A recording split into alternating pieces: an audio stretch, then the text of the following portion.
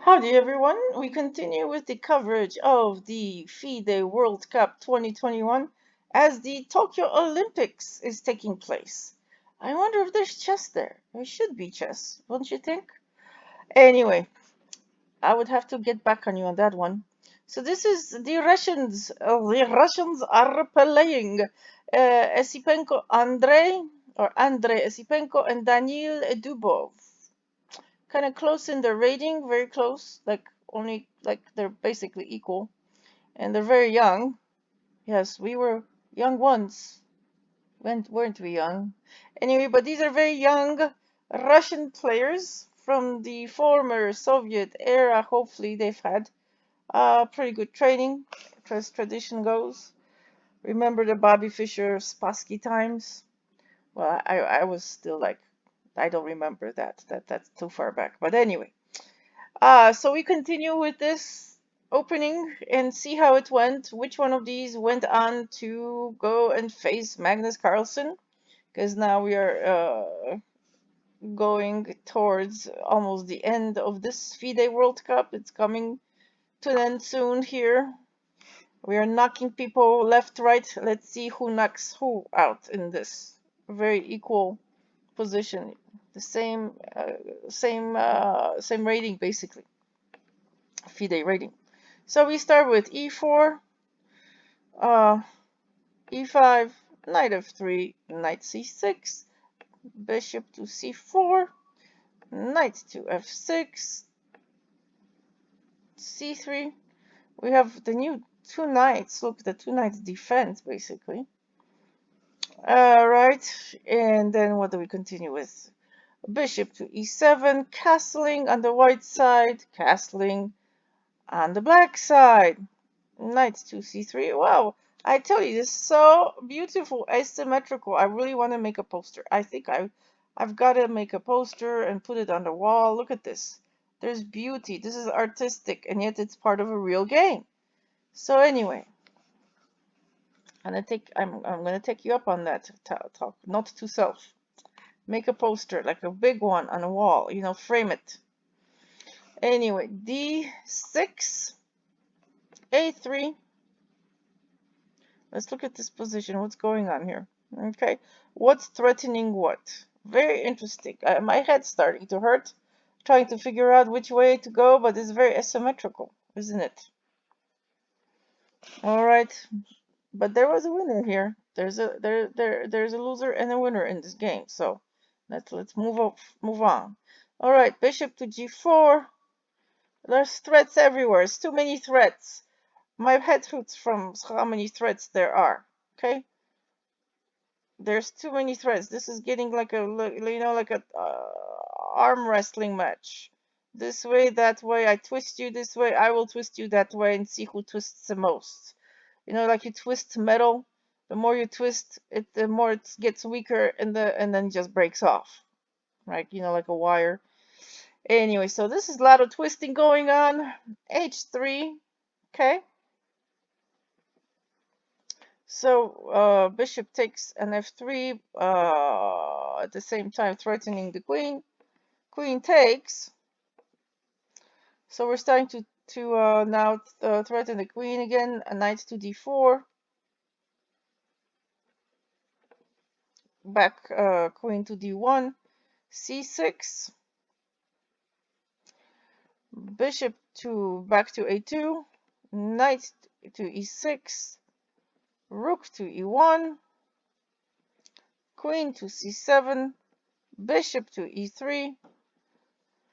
Rook to d8. Interesting. Interesting. So now we have a little bit difference here. The black have two knights with only the black bishop, while the white has the bishop pair and only one knight. Which one will be the winner? Let's see how this tussle, the Russian tussle, will end. Queen to f3, g6, rook to d1, king to g7, knight to e2, d5, knight to g3. Can tell them the knight is thinking of a plan here. It's maneuvering specifically over to the king side of the board. Knight to d4. Boy, Dubov really wants to go after this queen. Like, he's obsessed with the white queen. He just wants to get that queen. Let's see what happens next.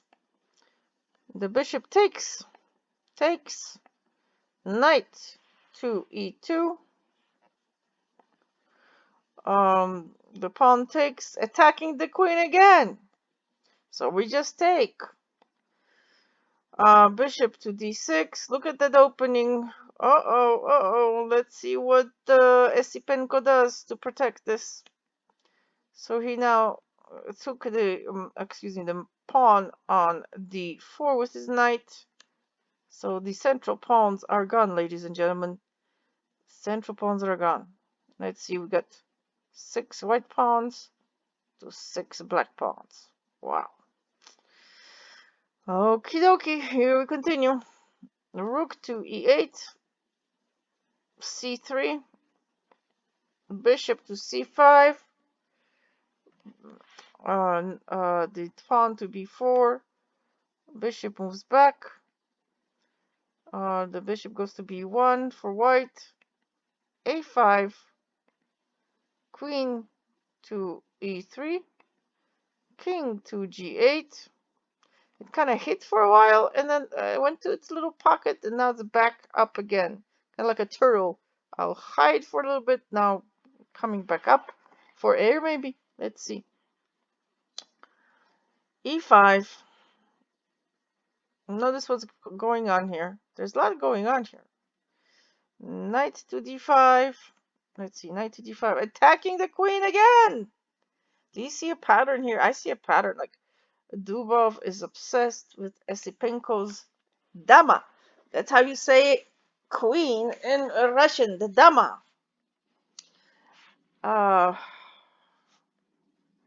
Queen to g3. Escaping and that threat. We take. That's a taking. We move the knight to f5. Rooks exchange here. Knight to d5. Knight to d6. Rook to e6. It's getting very tight. Oh my gosh. My headache is becoming a migraine now. Bishop to f5. Rook to e7. c4. Knight to b4.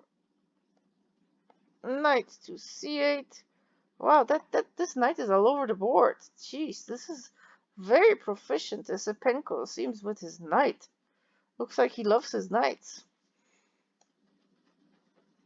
He's like a knight in water, you know, like a fish out of water. This is knight in water. Anyway. Okay. Queen to e5. Knight takes on e7 check. Oh my goodness. Oh, I just had to check what he took here. The rook. Queen to e7. Bishop to g4. The bishop to g4, yes. Queen to e4. Okay. Queen to b8 check. So the king hides again. King to g7. Queen takes on b7, takes the pawn. Wow, do you see what's going on here? And then the bishop moves out of the way. Oh, wow, alright.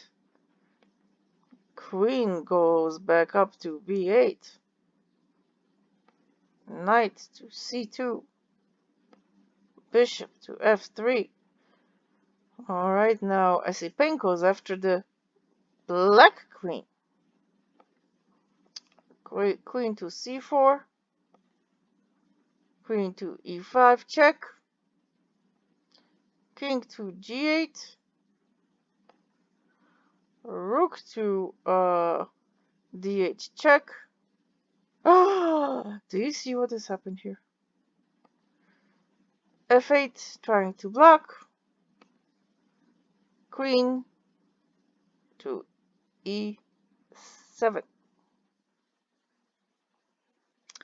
And that was it. And that is how Esipenko won the game against Daniel Dubov. So I don't know. I think there was a lot of proficiency in the way Esipenko moved his just general movement on the board. It seems Dubov was very fixated on the queen here, which in the end did him in, because this would be, or it's a pin. The bishop is pinned. We've got the knight far away here. It's like missing tempo. So it's like Dubov was a little bit off with his tempo, while Esipenko was smooth sailing. So this is how Esipenko is going on to now play him against Magnus. And whoever wins that will be going against somebody else, which was we're almost to the end of the World Cup FIDE here in this July of 2021, at the same time that the Tokyo Olympics are playing. So thank you so much for listening. Please hit like and subscribe. Au revoir.